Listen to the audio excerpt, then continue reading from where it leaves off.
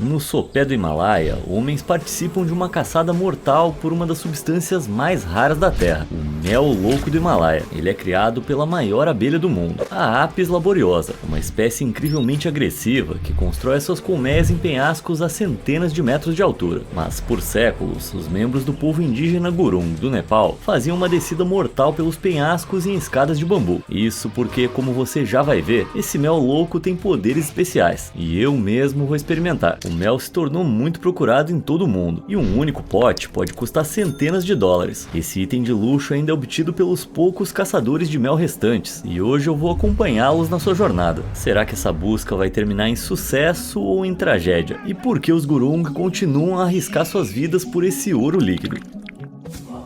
Todos os anos, há períodos de uma semana na primavera e no outono em que as abelhas produzem mel suficiente para tornar a colheita proveitosa. À medida que essas datas se aproximam, para as aldeias Gurung em toda a região a caçada começa. Isso se transforma em 3 a 4 dias de preparação, e diz a tradição que pelo menos um membro de cada família tem que participar. Eles começam cortando bambu em fibras finas, que são usadas para tecer cordas, cestos e escadas resistentes para os caçadores. Após dias de trabalho árduo, a aldeia sacrifica um animal para apaziguar os seus deuses, e o grupo de caça pega o equipamento e parte a pé para os penhascos, sabendo que pode ser a última vez. O mel louco mais forte é encontrado em altitudes mais elevadas, então as colmeias que os Gurung procuram estão lá em cima. Não, mais para cima. O melhor mel é o mais perigoso de se alcançar, mas depois de caminhar por várias horas, o grupo finalmente chega ao seu destino. Uma série de colmeias gigantescas se ergue acima deles, cercadas por um enxame de abelhas mortais. Para começar, 5 homens encontram uma rota montanha acima para chegar ao topo do penhasco, enquanto o resto fica na base e constrói uma enorme fogueira sobre as colmeias. As abelhas se comunicam por meio de feromônios, que lhes permitem alertar toda a colmeia quando detectam uma ameaça. Nesse momento, a colônia pode se unir e atacar o intruso em massa, e quando você está enfrentando abelhas 2 vezes maiores que as do seu quintal, isso pode acabar sendo fatal, mas a fumaça bloqueia esses feromônios, impedindo a comunicação entre as abelhas e ao mesmo tempo desencadeando uma reação de pânico que as faz devorar o mel em excesso. Sabe quando você tá estressado, pede um delivery, se empanturra e fica sonolento e enjoado? Pois é, o mel faz a mesma coisa, tornando as abelhas gigantes mais passivas e sonolentas, enquanto os caçadores preparam a aproximação. Assim que a fumaça atinge as colmeias, a equipe na parte de baixo solta uma série de assobios para avisar os caçadores que é hora de descer. A etapa final é uma oração aos deuses para garantir que o grupo esteja protegido durante a caçada, e outras abelhas para pedir perdão por destruir as colmeias. É chegada a hora e 2 caçadores começam a descer a escada descalços para melhorar a aderência no bambu. Eles realizam um canto tradicional Gurung para elevar o moral, e enquanto o caçador de baixo luta contra as abelhas para se posicionar, o outro lhe entrega um longo pedaço de bambu com uma ponta afiada, chamado tango.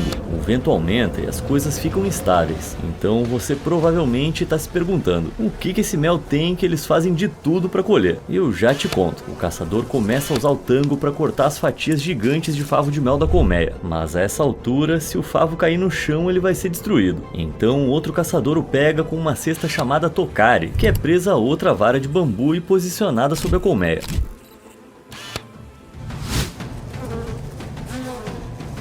Algumas aldeias têm apenas um caçador, e nesse caso ele precisa segurar o tokari com os dedos dos pés, enquanto bate no favo para soltá-lo, e ele agora está conectado à escada com um pé só, a centenas de metros acima das rochas. Mas o caçador persevera, e assim que o tokari está cheio é puxado de volta pelo grupo no topo do penhasco. Então ele é esvaziado e baixado novamente para repetir o processo. A altura das colmeias de Apis laboriosa pode variar muito, e em alguns casos a fumaça da fogueira não é suficiente para acalmar a maioria das abelhas. Essa colmeia está muito alta, e as abelhas que não foram expostas à fumaça começam a se aglomerar ao redor dela como um único organismo zumbindo. Se elas sentirem a presença do caçador, as consequências podem ser fatais. Então o caçador recebe um feixe de folhas em chamas, que ele usa para expulsá-las com fumaça de forma mais direta. Como você pode imaginar, manusear fogo em uma escada de bambu é algo arriscado, e um erro de cálculo pode fazer com que o equipamento do caçador pegue fogo. Nesse momento, as abelhas que não foram expostas à fumaça o percebem e lançam um ataque enviando seus feromônios de volta à colmeia para buscar reforços. O caçador está em sérios apuros, mas a cortina de fumaça chega bem a tempo, acalmando as abelhas antes que elas possam formar um enxame. O caçador agora consegue cortar a colmeia sem ser dominado por elas, mas apesar da fumaça, os caçadores ainda são picados toda hora, já que algumas abelhas atacam seus pés desprotegidos e seus ferrões gigantes atravessam as roupas. Pelo menos depois de anos nesse trabalho, os caçadores de mel se acostumam com a dor.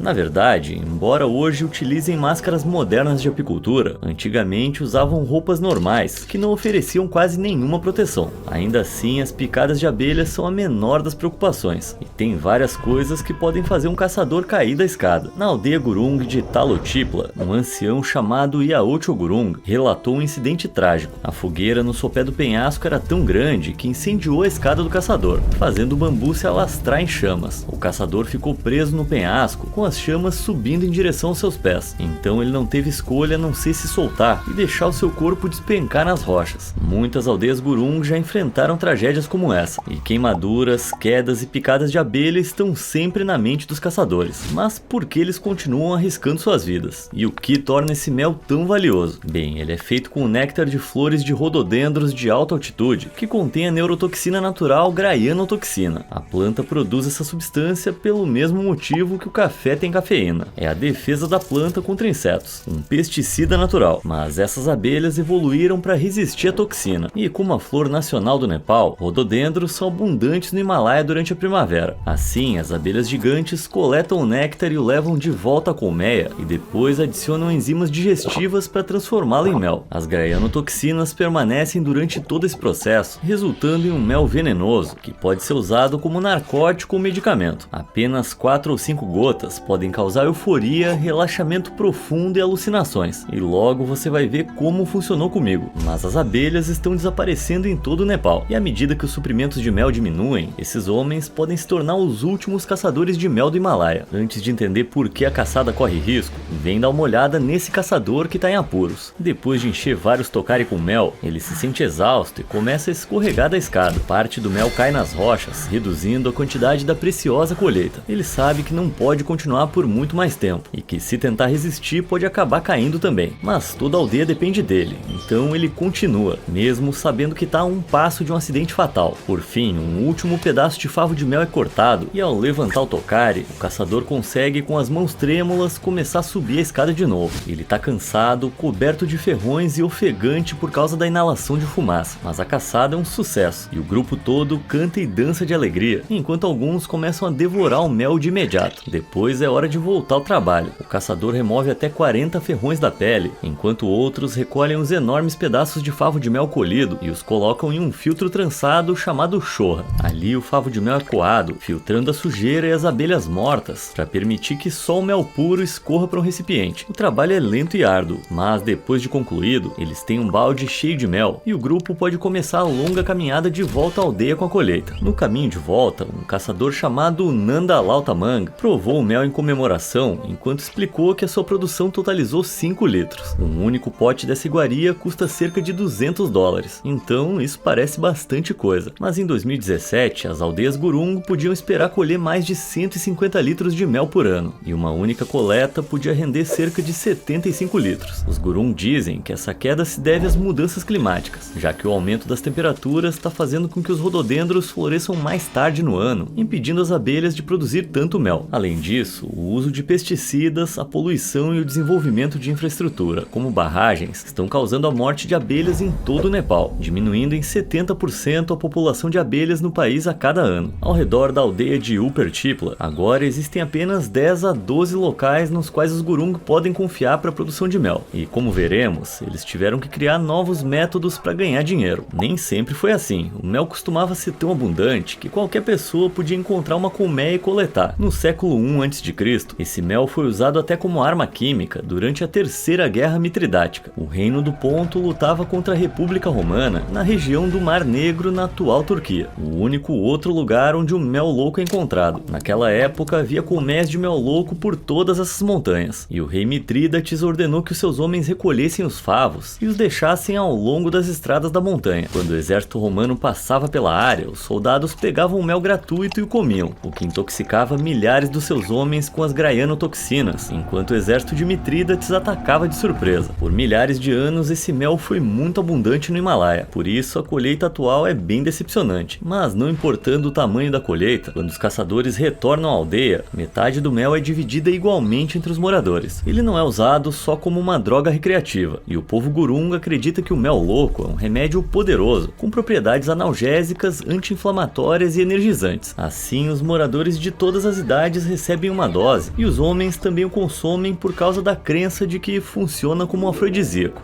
Mas nem tudo é trabalho, e depois da caçada, os Gurung têm motivos para comemorar. Então, parte do mel é misturado com tabaco e álcool para ser consumido por diversão. Pequenas doses deixam os Gurung bêbados, mas a graianotoxina é um veneno, e o mel em excesso pode causar delírio, queda na frequência cardíaca e paralisia total do corpo por 24 horas. Como você pode ver, às vezes os moradores exageram na festa, e alguns deles precisam ser carregados para a cama por causa da paralisia. Mas mesmo o envenenamento grave por graianotoxina raramente é fatal, e assim que os moradores acordam e se recuperam da ressaca, o restante do mel é engarrafado para ser enviado a clientes de todo o mundo, como eu. Nos últimos anos, virou moda testar os efeitos do mel louco nas redes sociais, então eu simplesmente tinha que experimentar para ver qual era a razão desse alvoroço. Eu comprei da Himalayan Honey, uma empresa que consegue o mel diretamente com os caçadores e que me forneceu essas imagens impressionantes que vimos hoje. A primeira coisa a ser notada é que ele tem essa cor marrom avermelhada escura e um cheiro muito forte, como se tivesse sido fermentado. Então chegou a hora de experimentar e ver como meu corpo ia reagir às graianotoxinas. Eu comecei com uma colher de chá e fiquei impressionado com o sabor. Lembra um pouquinho outros méis raros feitos com néctar específico, tipo o mel de manuka. Causou um leve formigamento na minha garganta. E nessa hora, aqueles vídeos dos Gurung sendo carregados de volta para casa começaram a passar na minha cabeça. Mas eu posso dizer que essa colher de chá não me causou alucinações, só me deixou bem relaxado. Na verdade, no outro dia eu decidi aumentar a aposta e experimentar 4 colheres de chá. E de novo, eu não perdi a cabeça nem nada, só fiquei muito calmo.